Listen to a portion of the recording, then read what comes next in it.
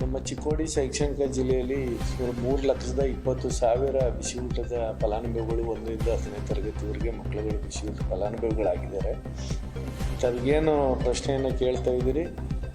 ಮೊಟ್ಟೆ ರೇಟು, ಮೊಟ್ಟೆಗಳು ತಗೊಳ್ಳೋಂಥವ್ರಿಗೆ ಮೊಟ್ಟೆ, ಬಾಳೆಹಣ್ಣು ತಗೊಳ್ಳೋರಿಗೆ ಬಾಳೆಹಣ್ಣು, ಅದು ಅವ್ರಿಗೆ ಆಪ್ಷನಲ್ ಸರ್ಕಾರ ಬಿಟ್ಟಿದೆ. ಆ ಪ್ರಕಾರದಲ್ಲಿ ನಮ್ಮ ಮಕ್ಕಳಿಗೆ ಇಲ್ಲಿವರೆಗೂ ಕೊಟ್ಕೊಂಡು ಬರ್ತಾ ಇದ್ವಿ.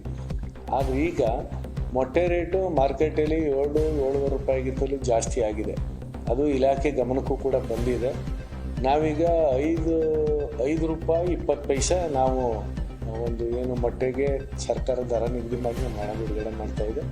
5.5 ರೂಪಾಯಿನಲ್ಲಿ ಸುಮಾರು 30 ಪೈಸೆ ಮೊಟ್ಟೆಯನ್ನು ಸುಲಿಯುವಂಥ ಇವ್ರಿಗೆ ಅಡುಗೆಯವ್ರಿಗೆ ಅದು ಹೋಗ್ತದೆ. ಹಾಗಾಗಿ ಆ ದರದಲ್ಲಿ ಮೊಟ್ಟೆಯನ್ನು ಪೂರೈಕೆ ಮಾಡ್ತಾ ಭಾಳ ಕಷ್ಟ ಆಗ್ತಾ ಇದೆ ಅಂತ ಈಗಾಗಲೇ ಮುಖ್ಯ ಶಿಕ್ಷಕರ ಸಭೆಯಲ್ಲೂ ಕೂಡ ಹಲವಾರು ಮುಖ್ಯ ಶಿಕ್ಷಕರು ಕೂಡ ಹೇಳಿದ್ದಾರೆ. ನಾವು ಕೂಡ ಶಾಲೆಗಳಿಗೆ ಭೇಟಿ ಕೊಟ್ಟಾಗ ಈ ಸಮಸ್ಯೆನೇ ನಾವು ಗಮನಿಸಿದ್ದೀವಿ. ಬಟ್ ಮೊಟ್ಟೆ ರೇಟ್ ಜಾಸ್ತಿ ಆಗಿದೆ ಅನ್ನೋ ಕಾರಣಕ್ಕೋಸ್ಕರ ನಾವು ಬಾಳೆಹಣ್ಣಿಗೆ ಬದಲಾವಣೆ ಮಾಡ್ಕೊಳ್ಳೋದು ಕಷ್ಟ ಆಗ್ತದೆ. ಮಕ್ಕಳಿಗೆ ಪೌಷ್ಟಿಕಾಂಶಕ್ಕೆ ಮೊಟ್ಟೆ ಬೇಕು ಅಂತೇಳಿ ಈಗಾಗಲೇ ವೈಜ್ಞಾನಿಕವಾಗಿ ಸರ್ಕಾರ ತಿಳಿಸಿರೋ